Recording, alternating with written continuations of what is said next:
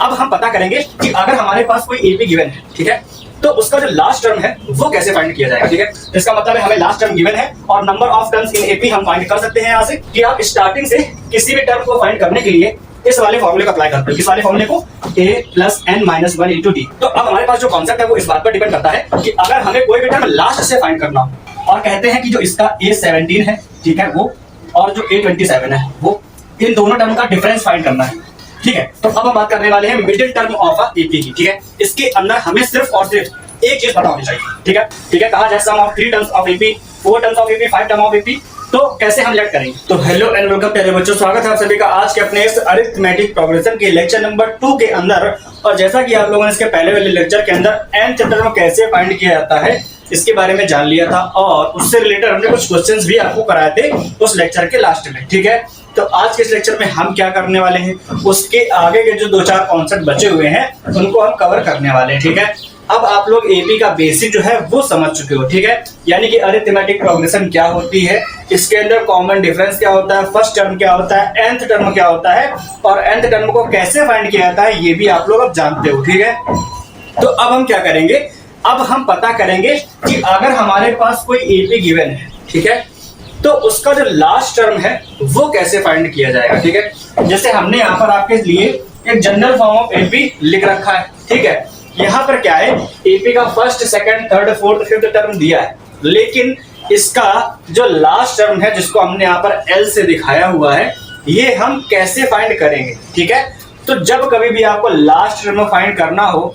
तो उसके लिए आपको पता होना चाहिए number of terms in AP, है ना, यानी कि total number of terms in this AP कितने हैं, है ना, total number of terms in AP हमको गिवन होना चाहिए। जब हमको ये पता होगा तो हम लास्ट टर्म की वैल्यू फाइंड कर सकते हैं, वो भी किस फॉर्मूले की हेल्प से, उसको हम फाइंड कर सकते हैं इस फॉर्मूले की हेल्प से, a plus n minus 1 into D के फॉर्म में। ठीक है, अब आप लोग कहोगे कि ये तो वही फॉर्मूला जिससे हम nth टर्म को फाइंड करते हैं, है ना, जिससे हम nth टर्म को फाइंड करते हैं उसका फॉर्मूला भी तो यही होता है a plus n minus 1 into D. ठीक है, लेकिन यहाँ पर जो n था वो क्या था, नंबर ऑफ टर्म, यानी कि अगर हम a7 फाइंड कर रहे हैं तो ये 7th टर्म को डिनोट करता था ये वाला n। ठीक है, लेकिन यहाँ पर जब हम l की बात करेंगे यानी कि लास्ट टर्म की जब बात करेंगे तो वहां पर जो n है ये हमको बताएगा number of terms in AP. ठीक है, यानी कि पूरी सीरीज में कितने टर्म्स हैं ये उस n को डिनोट, मतलब उस चीज को ये डिनोट कर रहा है। ठीक है, तो यहाँ पर लास्ट टर्म हम इस वाले फॉर्मूले की हेल्प से फाइंड करेंगे और इसको आप लोग नोट करके रख लो। ठीक है, इसके लिए हमको सिर्फ और सिर्फ एक चीज पता होनी चाहिए, वो क्या है, number of terms in AP, यानी कि इस n का वैल्यू या तो पता हो, ठीक है, तो हम लास्ट टर्म फाइंड कर सकते हैं, और अगर लास्ट टर्म पता होगा तो हम number of terms in AP भी फाइंड कर सकते हैं। ठीक है, इस तरीके से होगा।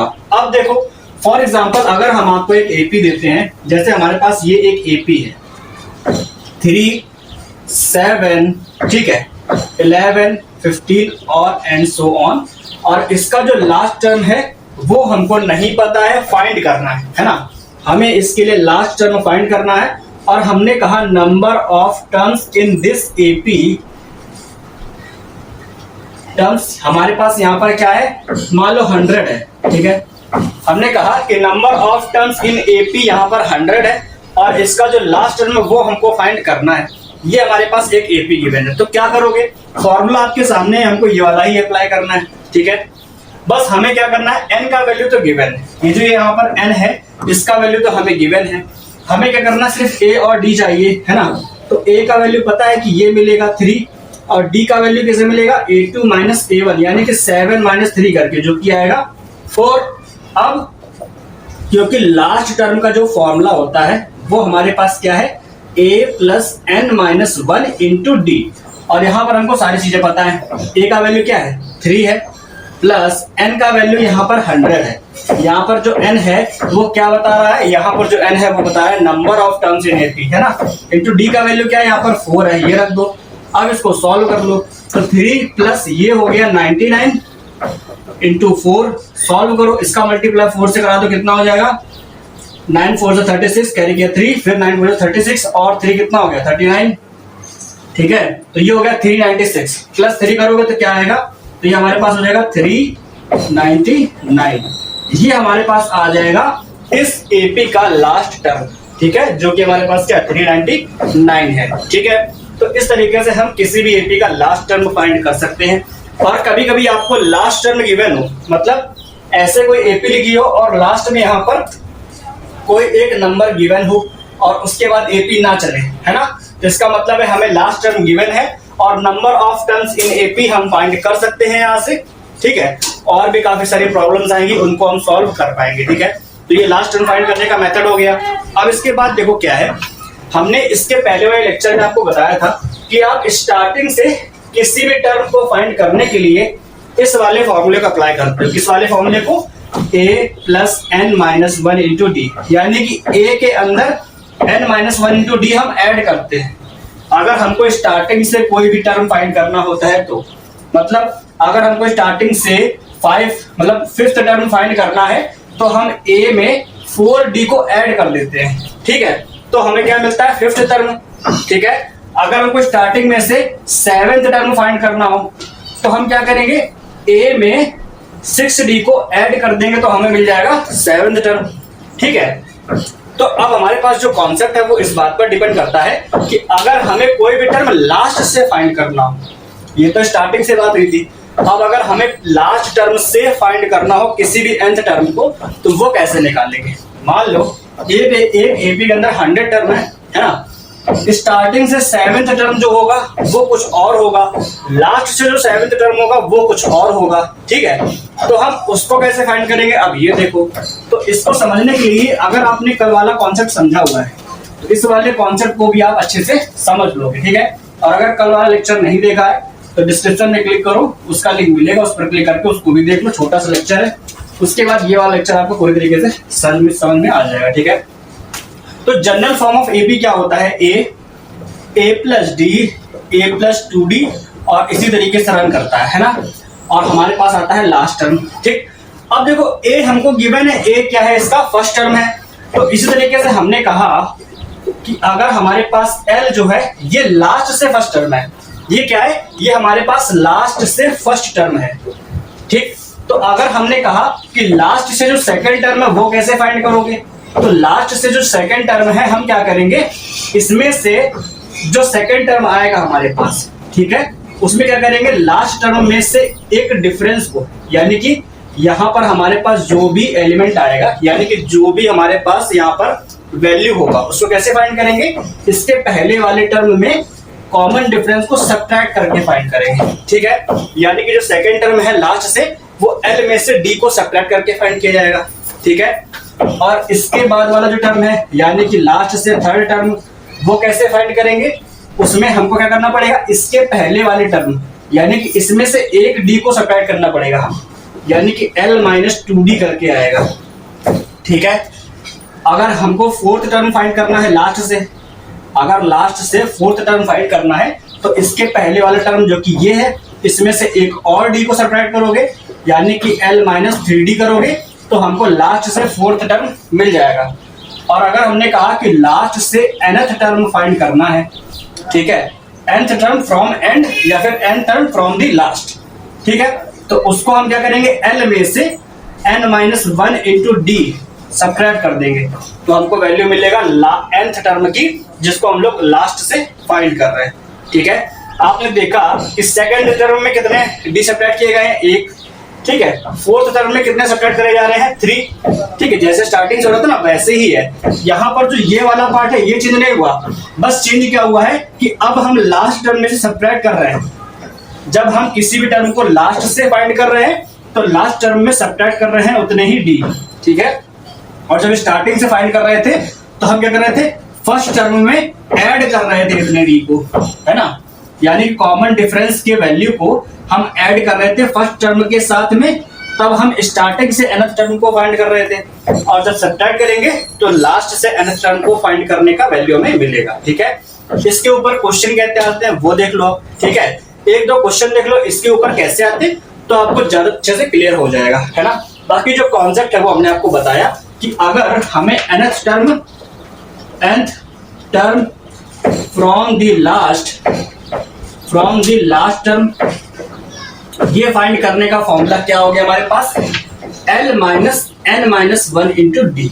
ठीक है, तो यहाँ पर जो L है वो क्या है, वो है हमारे पास लास्ट टर्म। बाकी सब तो आप जानते हो, D क्या है और N क्या है, जिस टर्म को फाइंड करना उसी का वैल्यू यहाँ पर रखेंगे। ठीक है, तो ये हमारे पास हो गया कि एंड से किसी भी nth टर्म को फाइंड करने का फॉर्मूला हमारे पास ये है। अब एक दो क्वेश्चन देख लो, ज्यादा अच्छे से क्लियर हो जाएगा, है ना, कि हम आखिर बात क्या कर रहे हैं। तो देखो क्वेश्चन है हमारे पास, ठीक है, तो देखो हमारे पास यहाँ पर दो क्वेश्चंस हैं और इन क्वेश्चन में क्या कहा गया है। देखो पहला क्वेश्चन हमारे पास इस तरीके से है, यहाँ लिखा find the 20th term from the last term of this AP. ये ठीक है, हमारे पास ये एपी गिवन है और ये इसका लास्ट टर्म है। कहा गया है कि 20th टर्म फाइंड करो इस एपी का इसके एंड से। ठीक है, तो सबसे पहले सॉल्व करते टाइम क्या करोगे कि 20th टर्म फाइंड करना है, तो इस एपी में हमको क्या देखना है, लास्ट टर्म क्या है हमारे पास। तो लास्ट टर्म कैसे मिलेगा, जो लास्ट में लिखा है एंड में 253 वो हमारा लास्ट टर्म है और डिफरेंस आप निकाल सकते हो इन दोनों को सब्ट्रैक्ट करके। ठीक है, तो डिफरेंस आएगा हमारा a2 माइनस a1 करके, डिफरेंस निकालने का तरीका वही रहेगा। तो 8 माइनस 3 यानी कि 5 आ गया। ठीक है, अब 20th term from the and find करने का फॉर्मूला क्या होता है, L minus 20 minus 1 into D. इस फॉर्मूले के हेल्प से फाइंड करेंगे। ठीक है, आप यहां पर साइड में मेंशन कर देना कि nth term from the and का जो फॉर्मूला होता है वो होता है L minus n minus 1 into D. इसको आप 3 डॉट की हेल्प से बगल में मेंशन कर देना और यहाँ पर ये लिख देना, L का वैल्यू हमें पता है 253 है, माइनस ये हो गया 19 इंटू डी का वैल्यू क्या है 5 है। ठीक है, अब हमें इसको करना है सॉल्व। ठीक है, क्या करना है, अब इसको सॉल्व कर लेंगे, जो आएगा वही हमारा क्या होगा, 20th टर्म होगा लास्ट से। ठीक है, तो सॉल्व करो जरा, हमारे पास यहाँ पर क्या आ जाएगा, ये हो गया। ठीक है, 253 माइनस का 95 करोगे तो हमारे पास क्या आ जाएगा, देखो यार 13 में से 5 चला गया तो आ जाएगा 8, यहाँ पर 4 है 14 हो जाएगा, 9 चला गया तो आएगा 5, ये आ गया। तो 158 जो है वो हमारा 20th टर्म है फ्रॉम दी एंड इस वाले एपी के अंदर, है ना। तो ये आ गया हमारे पास, एक पहला वाला क्वेश्चन था, इस तरीके से हो गया, है ना।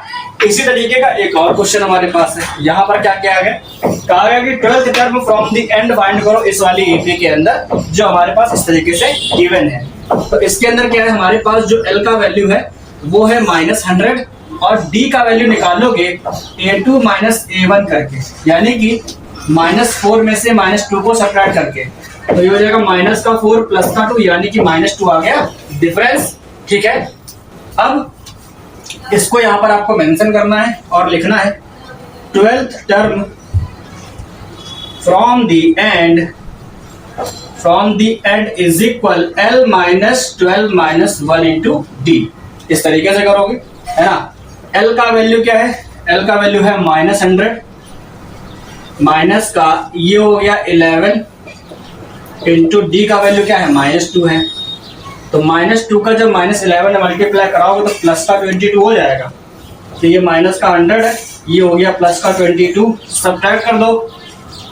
जब सब्ट्रैक्ट करोगे तो क्या आएगा 78 आएगा, वो भी माइनस का। ठीक है, तो माइनस का 78 इज द आंसर, जो हमारे पास क्या है 12th टर्म है इस वाली एपी का फ्रॉम दी एंड। ठीक है, तो मेरे ख्याल से ये वाला कॉन्सेप्ट जो है अब क्लियर हो गया होगा कि एंड से किसी भी टर्म को कैसे फाइंड किया जाता है, ये वाला। ठीक है, अब देखो अगर इसी एपी के अंदर एक कॉन्सेप्ट हल्का सा ये है कि अगर किसी इस एपी के अंदर, मतलब इस एपी के अंदर मान लो 1000 टर्म्स है। ठीक है, उन 1000 टर्म में से कोई भी एक बीच का टर्म उठा करके मैं आपको दे दूं और कहूं कि बताओ कि ये इस एपी का कौन सा टर्म है, चेक करके बताओ, तो क्या चेक करके बता पाओगे? आखिर इस तरीके के क्वेश्चन को हम सॉल्व कैसे करेंगे, है ना। कभी भी आ गया चेक करने के लिए और कहा जाए, ऐसा हमारे पास एक क्वेश्चन भी है, कहा गया है कि -150 is a term of AP. हमको चेक करके बताना है कि कौन सा टर्म है एपी का, है ना। तो कैसे किया जाएगा, तो चलिए अब ये भी जान लेते हैं। छोटा सा कॉन्सेप्ट है, ज्यादा बड़ा नहीं है, बस इसका तरीका आप जान जाओगे तो कोई भी क्वेश्चन आपसे करते बन जाएगा। ठीक है, तो देखो हमारे पास अब एक और क्वेश्चन इस तरीके का। तो देखो अब हमारे पास ये दोनों क्वेश्चन है और इसके अंदर क्या कहा गया है, हमको चेक करके बताना है कि क्या -150 is a term of this AP. ठीक है, और इसी से रिलेटेड एक और क्वेश्चन है, कहा गया find weather 55 is a term of the AP this और नॉट। क्या 55 इस एपी का कोई एक टर्म है, और अगर है देन हमको वो टर्म भी फाइंड करके बताना है, मतलब कौन सा टर्म है। ठीक है, 7th 8th 9th 10th कौन सा टर्म है वो हमको बताना है। ठीक, यानी कि उस n का वैल्यू भी बताना है। ठीक, उस टर्म का वैल्यू फाइंड नहीं करना है, हमको बताना है कि कौन सा टर्म है, बस ये बताना है। ठीक है, तो ये दोनों क्वेश्चन है। अब इनको किस तरीके से करना है, तो हमें सबसे पहले क्या करना पड़ेगा, लेट करना पड़ेगा कि -150 इस एपी का कोई भी एक टर्म है, यानी कि nth टर्म है। ठीक, तो सॉल्व करेंगे इसको। देखो लेट क्या लेट करना है, -50 is nth term of the AP then क्या हो जाएगा, देन हमारे पास an इज इक्वल हो जाएगा -150। ये हो जाएगा, nth टर्म को an से डिनोट करते हैं ना, तो an हो जाएगा -150। ठीक है, अब an का यहाँ पर फॉर्मूला क्या हो जाएगा, a + n-1 × d। ये जो n है ये हमको बताएगा वो नंबर ऑफ टर्म जिसका वैल्यू -150 है। ठीक है, तो यहाँ पर क्या है, माइनस का 150 है और आपको a और d के वैल्यू सबसे पहले फाइंड करके रख लेने हैं। ठीक है, तो जो कि हमारे पास a का वैल्यू 11 है, d का वैल्यू -3 है, वो हमने यहाँ पर रख लिया। इसको यहाँ पर पुट करो जरा, a का वैल्यू क्या है 11 + n-1 × d का वैल्यू -3 और ये हो गया -150। ठीक है, सॉल्व करो, ये लिखा है 11 -3 का मल्टीप्लाई इसमें कराओगे तो -3n और जब -1 में कराओगे तो +3 इक्वल में क्या है, -150 है। ये हो गया 14 को भेज दो उधर तो -14 हो जाएगा। यहाँ पर लिखा है -3n -150 -14। ठीक है, इन दोनों को ऐड करोगे तो क्या हो जाएगा, ये हो जाएगा -164 और यहाँ पर आया -3n। माइनस से माइनस कैंसिल, 3 से इसको कैंसिल करो। अगर 3 से ये कंप्लीटली डिवाइड हो जाता है देन हम बोलेंगे कि -150 इस एपी का एक टर्म है। और अगर कंप्लीटली डिवाइड नहीं होता है, ठीक है, यानी कि इसका वैल्यू फ्रैक्शन में आता है या फिर डेसिमल में आता है, तो हम कहेंगे कि -150 is not a term of this AP. ठीक है, यानी कि अब हम इसको 3 से डिवाइड करते हैं तो 3 5 15, 3 4 12, 2 बच रहा है यहाँ पर, तो होल ऑफ 2/3 इसका वैल्यू ये आ रहा है। तो क्या ये कोई टर्म होता है, नहीं ना।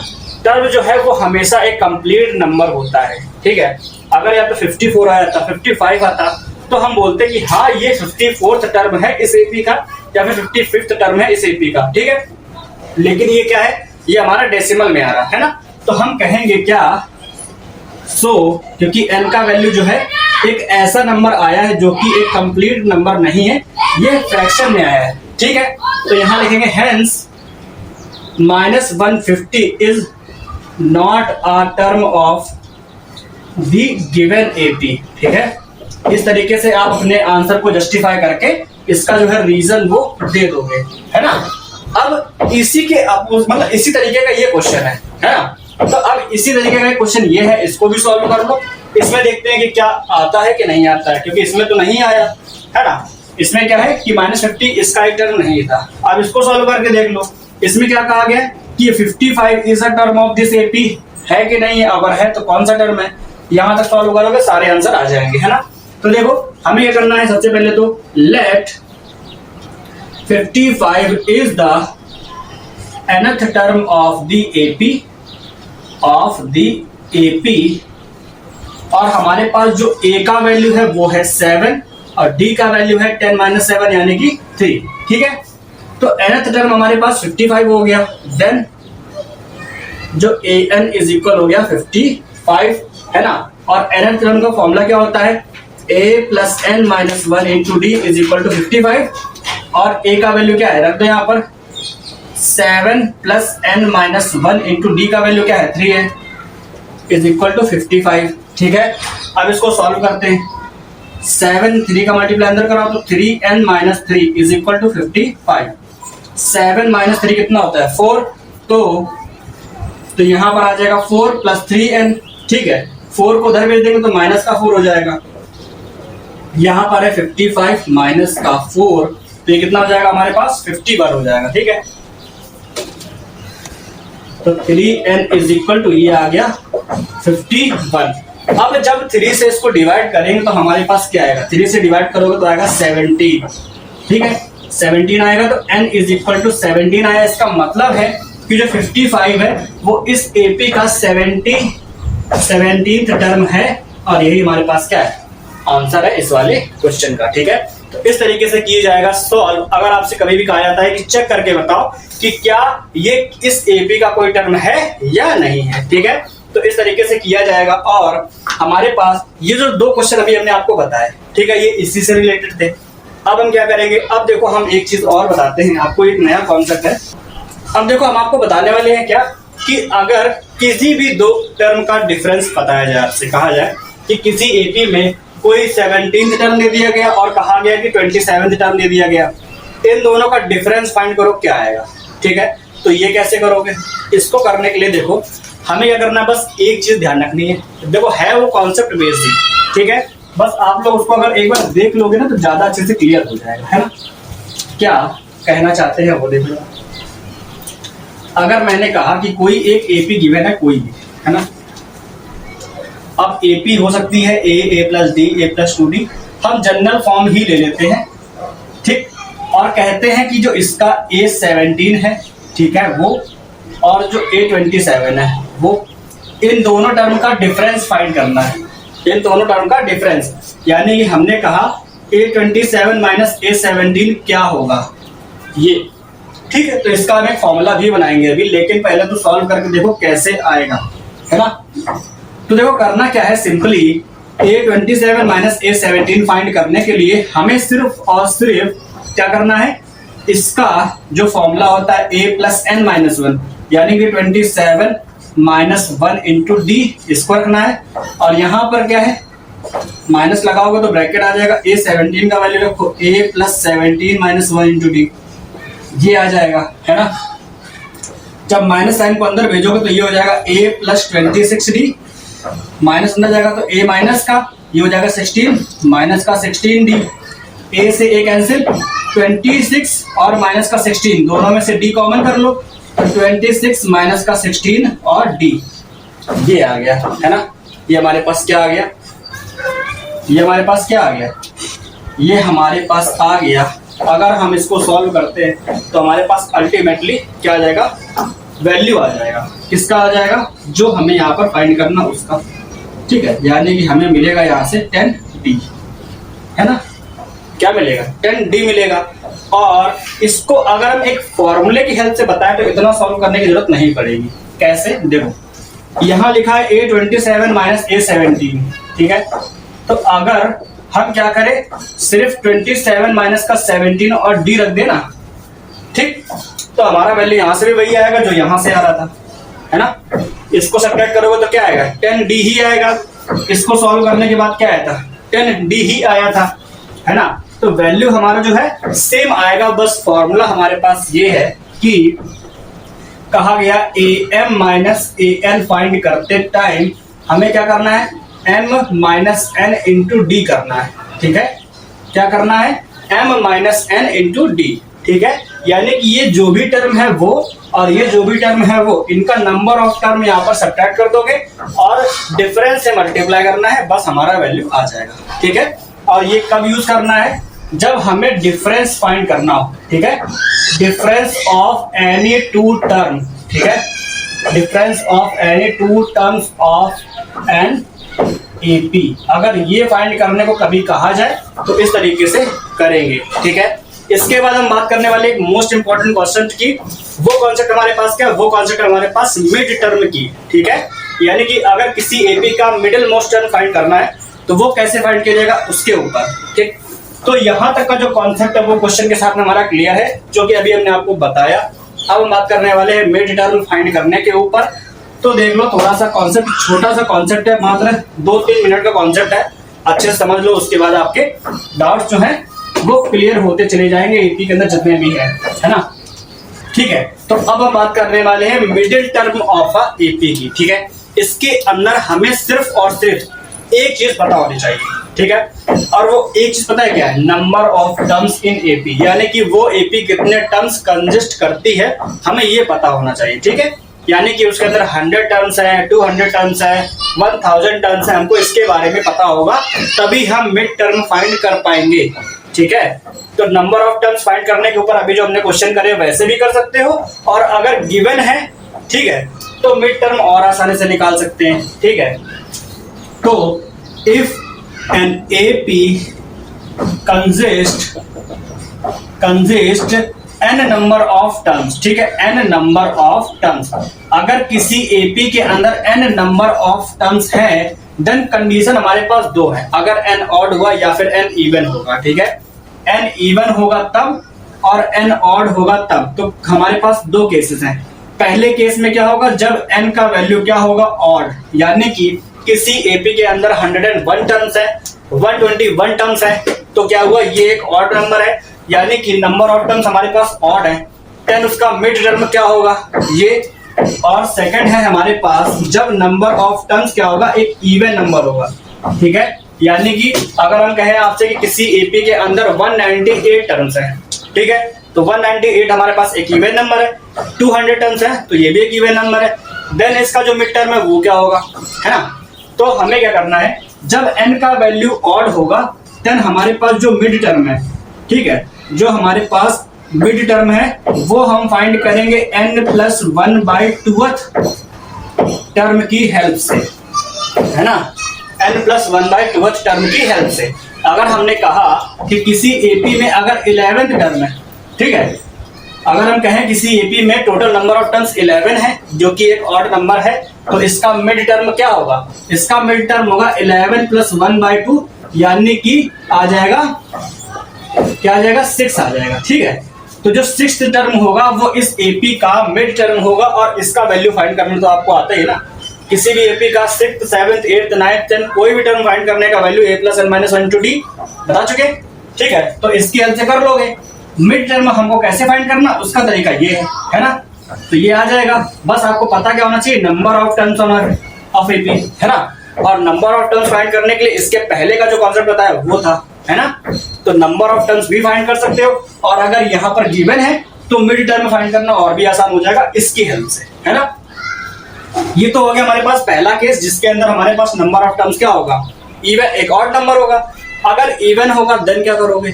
अगर हमारे पास नंबर ऑफ टर्म्स इवन है, हमने कहा कि अगर हमारे पास 200 टर्म्स है एक एपी के अंदर, ठीक है, देन हमारे पास जो मिड टर्म होगा वो क्या होगा? तो मिड टर्म हमारे पास इसके अंदर 2 आएंगे।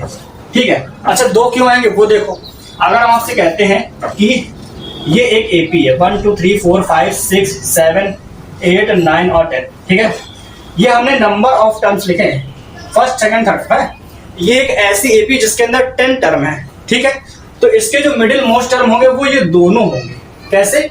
इसके इस तरफ भी 4, इसके इस तरफ भी 4 हैं। अगर हम किसी एक को चुन लेंगे ना तो उसके इधर 4 और उसके उधर 5 हो जाएंगे। अगर इस 6 को चुन लेंगे तो इधर 5 उधर 4 हो जाएंगे। इसलिए जब कभी भी number of terms even number होगा तो हमें मिडिल मोस्ट के 2 टर्म्स को लेना होगा जो कि हमारे मिड टर्म होंगे। ठीक है, कहने का मतलब ये है कि if n is a even number, यानी कि नंबर ऑफ टर्म्स हमारे पास एक इवन नंबर है, देन हमारे पास 2 मिड टर्म आएंगे, और वो कौन कौन से होंगे? वो होगा n/2 टर्म, पहला ये हो जाएगा, और सेकंड हो जाएगा n/2 + 1th टर्म। ठीक है, ये कहने का मतलब ये है कि अगर हमारे पास नंबर ऑफ टर्म है 10, तो हमारा जो मिड टर्म होगा वो 10/2 यानी कि 5th टर्म होगा, और 10/2 + 1 यानी कि 5th, मतलब 5 + 1 6th टर्म।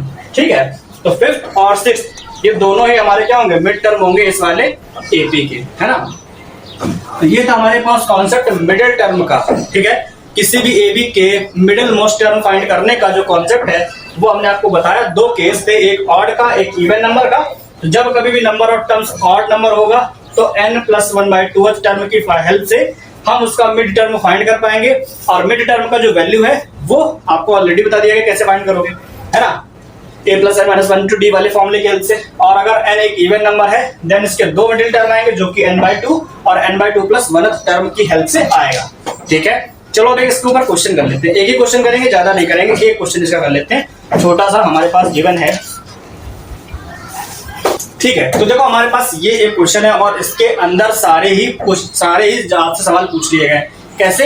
इसके अंदर कहा गया है find the value of the middle most term, यानी कि हमें मिडिल टर्म तो फाइंड करने ही है और उनके वैल्यूज भी फाइंड करने हैं। ठीक है, और हमें नंबर ऑफ टर्म्स गिवन नहीं, हमें नंबर ऑफ टर्म्स यहाँ पर जो कि n था वो गिवन नहीं है, वो हमको फाइंड करना है, जिसके लिए हमको यहाँ पर लास्ट टर्म गिवन है ना। तो जब हमने आपको लास्ट टर्म का कॉन्सेप्ट बताया तो ये भी बताया था कैसे करोगे, है ना। तो देखो यहाँ पर हमारे पास क्या क्या गिवन है वो लिख लो। तो L का वैल्यू गिवन है 49 है, ठीक है। A का वैल्यू गिवन है -11, ठीक है, हो सकता है जरूरत पड़ जाए इसलिए लिख लेते हैं। B का जो वैल्यू है वो -7 में -11 को सब्ट्रैक्ट करने से आएगा, जो कि -7 + 11 यानी कि 4 हो जाएगा प्लस का, है ना। तो D का वैल्यू भी आ गया। सबसे पहले तो हम नंबर ऑफ टर्म फाइंड कर लेते हैं, है ना। तो number of terms in AP is n, यहां पर लिख देंगे let the number of terms in AP is n। Then हम क्या करेंगे, लास्ट टर्म वाला फॉर्मूला अप्लाई करेंगे। लास्ट टर्म का फॉर्मूला होता है a + n - 1 × d, है ना। और यहाँ पर जो ये n है ये क्या है, number of terms in AP है, ठीक। L का वैल्यू क्या है 49 है, A का वैल्यू क्या है -11 प्लस n - 1 × d का वैल्यू क्या है 4 है ना। सॉल्व करो, -11 को धर लिया होगा, प्लस का 11 हो जाएगा, तो 49 + 11 और यहाँ पर आप क्या लिखा है, इसको हम लोग ऐड करेंगे तो हमारे पास क्या हो जाएगा, ये हो जाएगा 60, ठीक है। और यहाँ पर आओ n - 1 × 4 है, तो ये हो गया 60 और n - 1 × 4 से कट कर दो, 15 आ गया, तो ये हो गया 15 = n - 1 इधर आकर के ऐड हो जाएगा, तो n = आएगा 16, ठीक है। यानी कि total number of terms in this AP हमारे पास है 16। क्या है, 16 टर्म है इस AP के अंदर, ठीक है। अब हमें क्या करना है, अब हमें मिडिल टर्म फाइंड करना है, ठीक है। तो मिडिल टर्म हमारे पास क्या होगा, क्योंकि हमारे पास n is a even number है, ठीक है, क्योंकि नंबर ऑफ टर्म हमारे पास क्या है, इवन नंबर है। देन मिडिल टर्म क्या होंगे हमारे पास, देन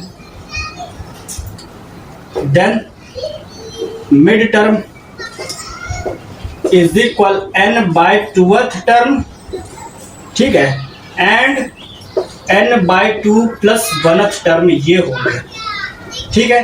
तो हमारे पास दो आएंगे, कौन कौन से आएंगे, देखो n की जगह पे हमें रखना है 16, यानी कि 16/2th टर्म जो होगा वो, एंड 16/2 + 1th टर्म जो होगा वो, ठीक है। तो 16/2 करोगे तो आएगा 8 और ये 8 + 1 यानी कि 8th term and 9th term जो होगा हमारे पास वो इस AP का मिड टर्म होगा, है ना। वो इस AP के क्या होंगे, मिड टर्म होंगे और इनके वैल्यूज भी फाइंड करने, ठीक है। यहाँ पर नाउ 8th टर्म यानी कि A8 का वैल्यू कैसे निकालोगे, A + 7D करके, ठीक है। एंड 9th टर्म यानी कि A9 का वैल्यू कैसे निकालोगे, A + 8D करके। ये तो आपको पता ही ना, ये तो बेसिक है AP का, है ना। तो A का वैल्यू हमारे पास है -11 + 7 × D का वैल्यू है 4, 7 × 4 = 28, -11 + 28, 28 में से 11 सब्ट्रैक्ट कर लो, कितना हो जाएगा 17 हो जाएगा। तो ये आ गया 17 और इधर आओ, ये हमारे पास आ गया A8 का वैल्यू, यानी कि 8th टर्म हमारे पास है 17 और 9th टर्म हमारे पास क्या है, इसका वैल्यू निकालोगे कैसे, -11 + 8 × 4 करके ये हो गया 32, तो -11 + 32 में से 11 चला जाएगा तो क्या बचेगा हमारे पास 21, ठीक है। तो A9 का वैल्यू आएगा 21, ठीक है। ये हमारे आंसर है इस वाले क्वेश्चन के, ठीक है। सारे ही हो गए, क्योंकि इस वाले क्वेश्चन के अंदर हमको नंबर ऑफ टर्म्स नहीं गिवन था, लास्ट टर्म गिवन था, तो हमने उसकी हेल्प से नंबर ऑफ टर्म फाइंड किया, ठीक है। और उसके बाद हमें क्या था, पता है कि n एक इवन नंबर है और जब कभी भी n इवन नंबर होगा तो मिड टर्म फाइंड करेंगे कैसे, n/2th टर्म और n/2 + 1th टर्म की हेल्प से, ठीक है। हमारे पास दो टर्म है, कौन कौन सा, एक 8th टर्म और एक 9th टर्म, ठीक है। 8th टर्म हमारे पास A8 हो गया जिसका वैल्यू हमने फाइंड किया 17, 9th टर्म जो कि हमारे पास A9 है उसका वैल्यू हमने फाइंड किया 21, ठीक है। ये इसके आंसर है और मिड टर्म के क्वेश्चंस को आप ऐसे सॉल्व करोगे, ठीक है। तो ये हमारे पास एक अच्छा सा क्वेश्चन था मिड टर्म के ऊपर। और अब हमारे पास एक फाइनल कॉन्सेप्ट और बचा है इसी के अंदर, ठीक। वो क्या है हमारे पास कि कभी भी अगर आपको sum of the terms of AP given हो, ठीक है, कहा जाए sum of 3 terms of AP, 4 terms of AP, 5 term of AP, तो कैसे हम लेट करेंगे।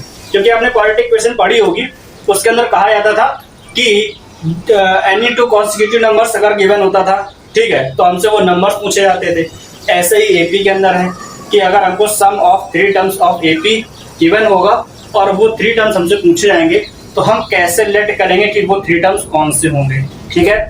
तो हम आपको यहाँ पर लिख करके बता रहे हैं, आपको हमेशा अपने ध्यान में रखना है कि हमें वही नंबर लेट करने हैं।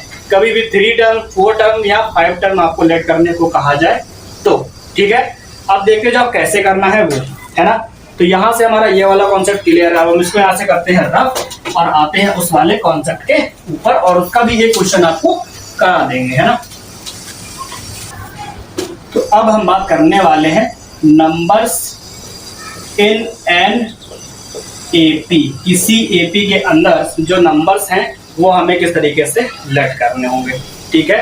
अब देखो हमारे पास क्या है, सबसे पहला जो कॉन्सेप्ट है वो तो ये है कि अगर ए, बी और सी 3 टर्म्स हैं जो कि एपी में होंगे तो कंडीशन हमारे पास ये है कि 2b is equal to a plus c की कंडीशन होगी, ठीक है।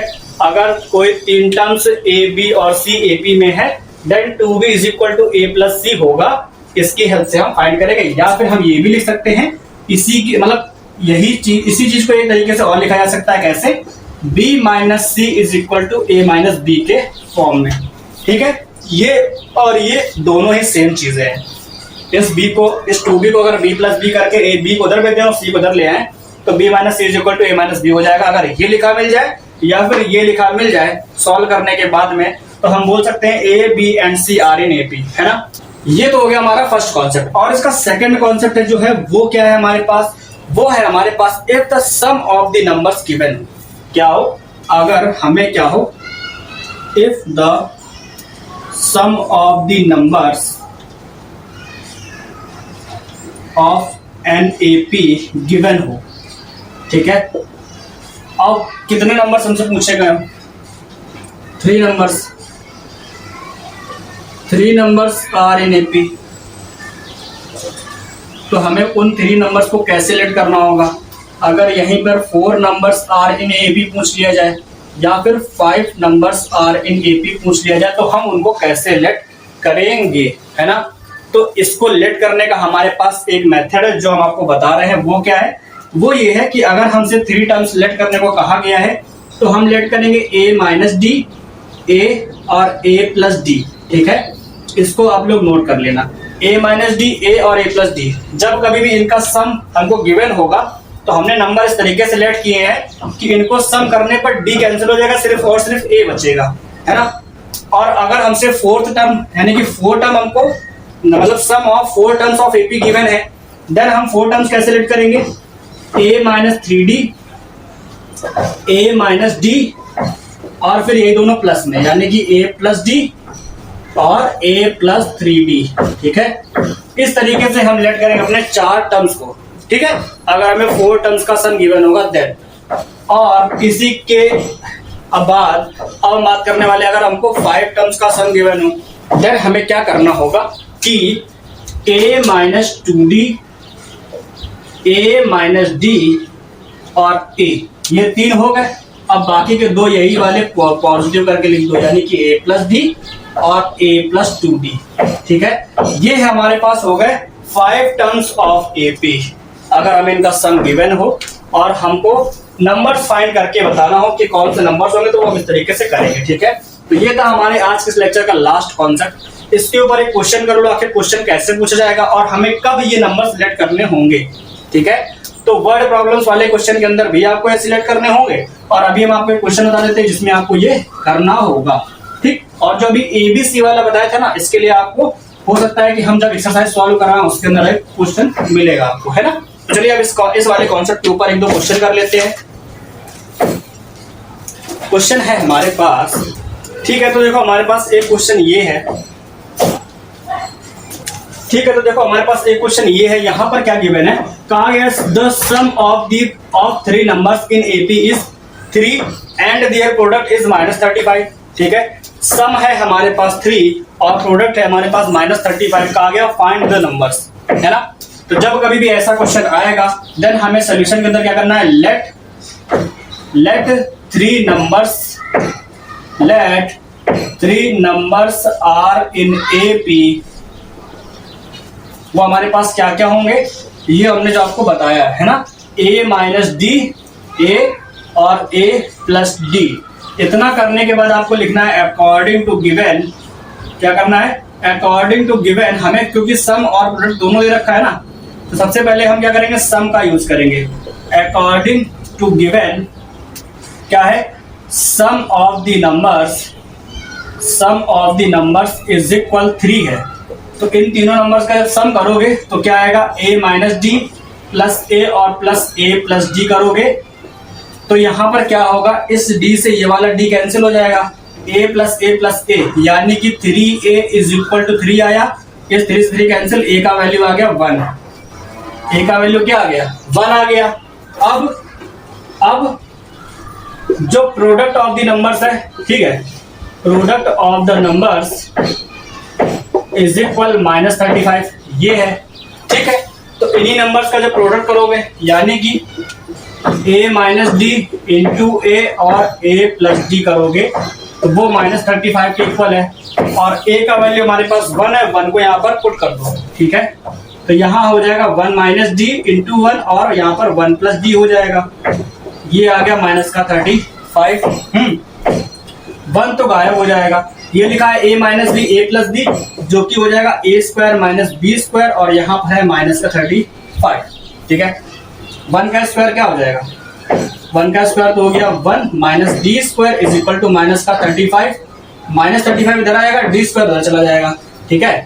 -35 इधर आएगा तो 35 हो जाएगा प्लस का, यहाँ पर 1 है और D² उधर जाकर के प्लस का हो गया, तो ये हो जाएगा 36 और यहाँ पर आ गया D²। 6 का स्क्वायर होता है, D का स्क्वायर हो गया, स्क्वायर से स्क्वायर कैंसिल, D का वैल्यू आ गया 6, ठीक है। D का वैल्यू क्या आ गया, 6 आ गया। A है 1, D है 6, तो नंबर हमारे पास क्या आएंगे, नंबर हमारे पास आएंगे, hence the numbers are in AP, क्या क्या हो जाएंगे, A - D था, A और A + D, इनमें वैल्यूज पुट कर दो तो A - D यानी कि 1 - 6, 1 और 1 + 6, तो क्या आ जाएगा, -5, 1 और 7, ठीक है। ये हमारे पास नंबर है जो कि AP में होंगे, ठीक है। तो हमारे पास ये एक छोटा सा क्वेश्चन था जिसको अभी हमने इस वाले कॉन्सेप्ट के ऊपर आपको बताया है, और मेरे ख्याल से आप लोगों को भी समझ में आया होगा कि किस तरीके से इस तरह के क्वेश्चन सॉल्व किए जाएंगे। अगर आप लोग चाहो तो इसका लिए एक और क्वेश्चन आपको सॉल्व करवा सकते हैं, तो चलो इसके ऊपर एक और क्वेश्चन सॉल्व कर लेते हैं, है ना। छोटा सा क्वेश्चन है वो भी, बस उसके अंदर स्टेटमेंट जो है वो अलग है ना। तो देखो एक और क्वेश्चन सॉल्व कर लेते हैं, फिर हम ये वाले लेक्चर को खत्म करेंगे। तो देखो क्वेश्चन नंबर 2 हमारे पास ये है कुछ इस तरीके से, और यहाँ पर क्या स्टेटमेंट है, हमारे पास लिखा है the sum of 3 numbers is in AP is 30। जो सम ऑफ 3 नंबर्स है वो हमारे पास 30 है, और यहाँ पर प्रोडक्ट नहीं गिवन है। यहाँ पर कहा गया है the ratio of the first number to the third number is 3:7, then find the numbers, हमको नंबर्स फाइंड करने हैं। सबसे पहले क्या करना पड़ेगा, let the numbers are in AP, वो हमारे पास नंबर क्या होंगे, A - D, A और A + D हो जाएगा, ठीक है। अब क्या करेंगे, अकॉर्डिंग टू गिवन, ठीक है, अकॉर्डिंग टू गिवन कर दो या फिर अकॉर्डिंग टू क्वेश्चन लिख दो, बात सही है। क्या करेंगे, sum of the numbers is equal 30 है, क्योंकि यहाँ गिवन है, तो सम क्या हो जाएगा, A - D प्लस A और A + D, ठीक है, ये हो जाएगा। इसका वैल्यू क्या आएगा, 30। और देखो यहाँ पर एक चीज और गिवन थी, the ratio of the first number to the third number is 3:7, तो इसको भी यहां पर लिख लो कि गिवन है फर्स्ट नंबर यानी कि a माइनस डी और a प्लस डी, इन दोनों का जो रेशियो वो 3:7 है। ठीक है, यानी कि गिवन है हमारे पास a माइनस डी और a प्लस डी का रेशियो 3:7 गिवन है। तो नंबर फाइंड करने हैं। ठीक है, इसको हम इक्वेशन फर्स्ट लेट कर लेते हैं और जब हम सम निकालेंगे तो यहाँ से d से d कैंसिल, इनको ऐड करेंगे तो ये हो जाएगा 3a इज इक्वल टू 30। 3 से कट करेंगे तो a का वैल्यू आ जाएगा 10।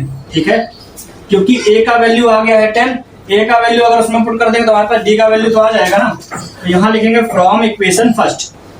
From equation first, equation first हमारे पास क्या है, ये इक्वेशन फर्स्ट में हमारे पास क्या है, a माइनस डी, a का वैल्यू है 10, तो 10 माइनस डी अपॉन में 10 plus d is equal to 3/7।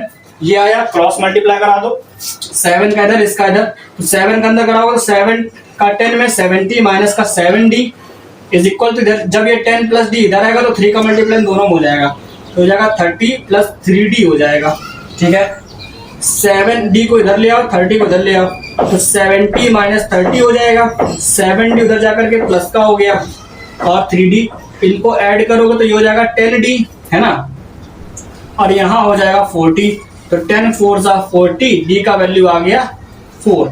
ठीक है, d का वैल्यू 4 है, a का वैल्यू 10 है, तो नंबर्स हमारे पास क्या होंगे, तो अब हम नंबर बताएंगे क्या, hence the numbers are a minus d, a और a प्लस डी वो हो जाएंगे, a का वैल्यू क्या है 10 और ये है 4, तो 10 माइनस 4 फिर आएगा 10 और फिर आएगा 10 प्लस 4। ठीक है, तो ये हो जाएगा 6, 10 और 14, ये हमारे पास नंबर हो जाएंगे जिनका सम 30 है और रेशियो 3/7 था। ठीक है, तो ये इस तरीके से क्वेश्चन आएंगे हमारे पास। अगर कभी भी आपसे सम ऑफ 3 नंबर्स, 4 नंबर्स, 5 नंबर्स कहा जाता है तो उसके क्वेश्चन इन तरीके से सॉल्व होंगे और आपके बुक में काफी सारे क्वेश्चन गिवन होंगे इसके ऊपर, तो आप लोग उसको सॉल्व करना। अभी हमारे पास एक कॉन्सेप्ट बचा हुआ है, वो है sum of n terms of AP.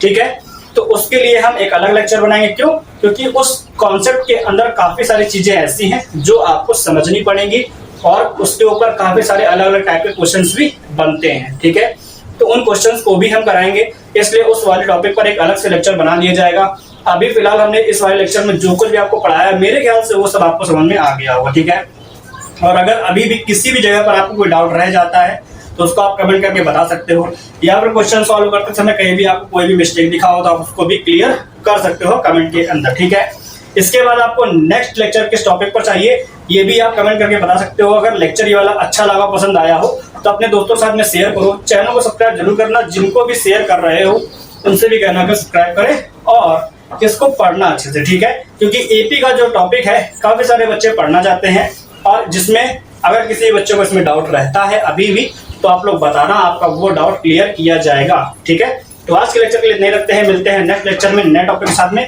तब तक के लिए गुड बाय, टेक केयर, जय जय भारत, मौज करो और पढ़ते रहो, तैयारी करते रहो।